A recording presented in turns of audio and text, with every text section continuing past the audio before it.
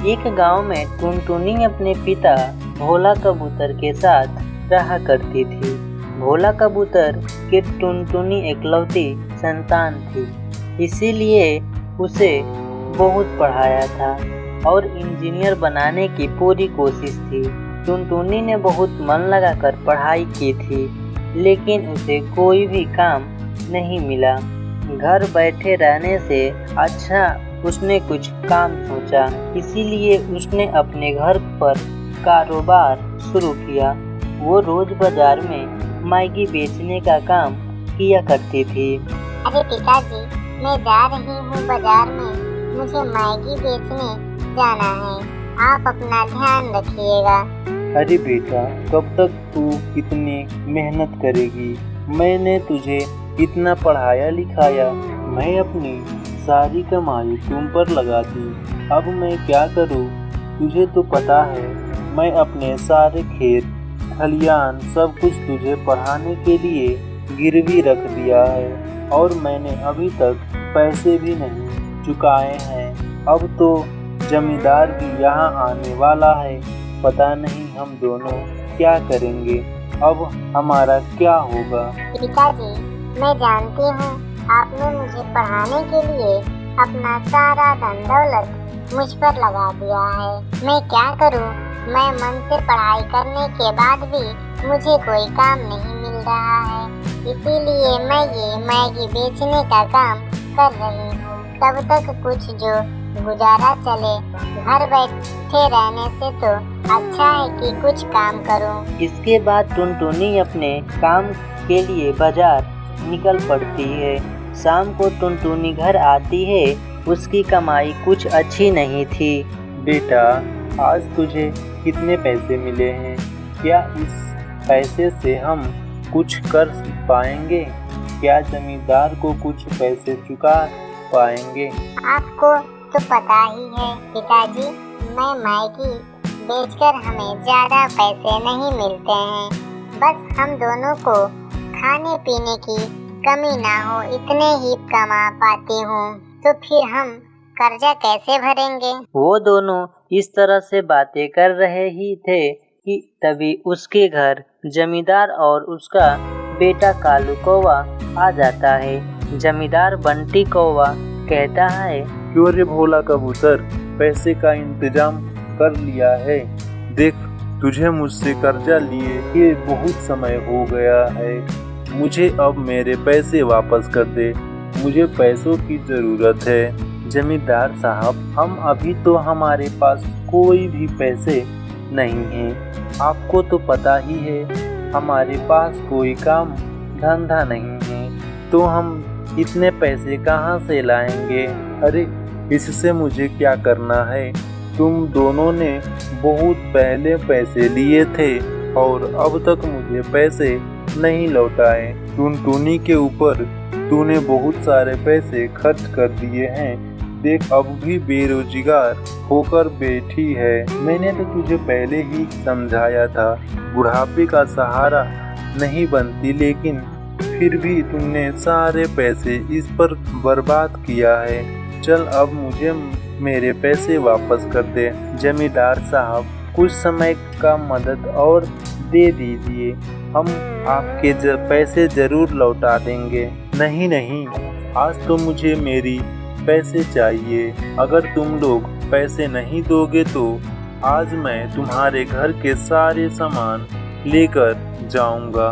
बेटा बेटा, जाओ, इनके घर में जो भी सामान मिले, जो कीमती सामान है, उस सभी को तुम बाहर ले चलो और इनके सारे जमीन जायदाद जो भी हमारे पास गिरवी रखे थे उन पर सिर्फ हमारा हक होगा, क्योंकि पैसे चुकाने की औकात ही नहीं मिलती है। टुनटुनी के पास मैगी बेचने का जो भी सामान है उससे सभी ले चलो साथ में। नहीं नहीं जमींदार अंकल, ऐसा मत कीजिए, वही तो मेरा रोजगार है, अगर वो आप लोग ले जाएंगे तो फिर हम क्या खाएंगे? हम तो भूखे मर जाएंगे। इसके अलावा हमारे पास कोई भी रोजगार और पैसा कमाने का जरिया नहीं है। तो मैं क्या करूं? ये तो तुम दोनों को मुझसे पैसे लेने से पहले सोचना चाहिए। जमींदार साहब, आपने हमारे सारे जायदाद और सारे जमीन को रख तो लिए, अब आपको कितनी बार दें? अरे ऐसे कैसे हो गया? और वो खेत खलियान उतने भी ग्राम के नहीं है जितने पैसे मैंने तुम्हें दिए थे, तो आपने नुकसान का भरपाई तुमसे ही लूंगा। ये कहकर जमींदार और उसका बेटा टोनी का मैगी का सारा सामान वहाँ से लेकर चले जाते हैं। टुनटुनी और भोला कबूतर बिल्कुल परेशान हो जाते हैं। इसी तरह कई दिन बीत जाते हैं। एक दिन टुनटुनी सोचती है, अगर मैं ऐसे ही बैठी रही तो क्या होगा? घर का सारा राशन पानी भी खत्म हो गया है। इससे पहले कि सब हो जाए मुझे कुछ काम करना होगा, वरना मैं अपने बूढ़े पिता को क्या खिलाऊंगी। मुझे एक काम करना चाहिए। मेरे पास और कोई काम तो नहीं है, इसीलिए मैं जंगल जाकर लकड़ियाँ काटकर बेचने का काम करूंगी। ये सही रहेगा। इसमें कोई पैसा भी नहीं लगेगा, लेकिन बहुत सारी मेहनत लगेगी। ये सोचकर टुनटुनी जंगल में लकड़ियाँ काटने के लिए चली जाती है। जंगल में अचानक उसे एक अच्छी सी पेड़ नजर आ जाती है। जैसे वो उसे काटने के लिए कोशिश करती है कि तभी उसमें से एक जादूगरनी निकल जाती है। टुनटुनी उसे देखकर बहुत डर जाती है और कहती है, हाय, तुम कौन हो? तुम इस पेड़ में क्या कर रही थी? मुझे छोड़ दो, मुझे कुछ मत करना, मैं यहाँ से जा रही हूँ। अरे रुको, तुम कौन हो? तुमने मेरी जान बचाई है, तुम ऐसे क्यों जा रही हो? दरअसल में मैं एक जादूगरनी हूँ और मुझे श्राप दिया गया था और श्राप देकर इस पेड़ के अंदर कैद कर दिया गया था। मुझे एक साधु ने कहा था कि जब तक कोई भले दिल वाला इस पेड़ को काटने की कोशिश नहीं करेगा तो तुम इसी पेड़ में कैद रहोगी। आज तुमने ये श्राप को तोड़ दिया है और मुझे आज़ाद कर दिया है। बोलो, तुम कौन हो? मेरा नाम टुनटुनी है। मैं बहुत गरीब हूँ। मैं पास के गांव में रहती हूँ।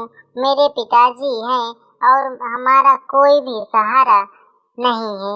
मैं ही उनका सहारा हूँ। मेरे पिताजी ने मुझे पढ़ाने लिखाने के लिए सब कुछ गिरवी रख दिया था और मुझे नौकरी तक नहीं मिली। कल जमींदार हमारे घर आया था और हमारा सब कुछ छीन कर ले गया। मैं मैगी बेचा करती थी, लेकिन उसने मैगी बेचने का सारा सामान ले लिया। हमारे पास पैसे नहीं हैं कि हम दोबारा से सामान खरीदें, इसीलिए मैं जंगल में लकड़ियाँ काटने आई हूँ। मैं इन्हें ही बेचकर अपना गुजारा चलाऊंगी।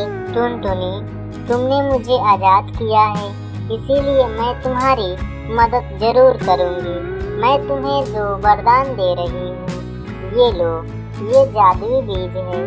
इसे बोते ही एक पौधा निकलेगा, उसमें बहुत सारे मैगी लगेंगे। ये तो होगा पहला वरदान। तुम्हारा दूसरा वरदान ये है, तुम इसी मैगी को बनाकर उस जमींदार को खिलाना, फिर देखना उसकी मति घूम जाएगी। वो तुम्हारे सारे जायदाद को वापस कर देगा और वो सबके सामने माफ़ी भी मांगेगा। जिस तरह वो तुम्हारे और तुम्हारे पिताजी की बेइज्जती की थी, वैसे ही वो माफ़ी भी मांगेगा। वो सर्जर तुम्हें उसे पैसे वापस कर देना होगा। अगर तुमने उसके पैसे वापस नहीं किए तो गलत बात होगी। हाँ जादूगरनी जी, मैं उनके पैसे वापस कर दूंगी। मैं तो कह ही रही थी कि मैं पैसे वापस कर दूंगी, लेकिन उन्होंने हमारे एक नहीं सुनी। कोई बात नहीं, आपका बहुत बहुत धन्यवाद। जादूगरनी वहाँ से गायब हो जाती है। टुनटुनी उस बीज को लेकर पहुँच जाती है। वो उसे अपने बचे हुए खेत में लगा देती है, जहाँ से ढेर सारे पौधे निकल आते हैं, जिसमें मैगी की पैकेट लटक रही थी। उसे देखकर टुनटुनी बहुत खुश हो जाती है और मैगी को बेचकर अपना जीवन खुशी खुशी बिताने लगती है। तो दोस्तों, अगर आपको ये कहानी अच्छी लगी हो तो हमारे इस चैनल को सब्सक्राइब करिए और बेल आइकन को ऑल प्रेस कीजिए। Thank you. आपका दिन शुभ हो। अगर रात में देख रहे हैं तो आपके लिए हमारे तरफ से गुड नाइट।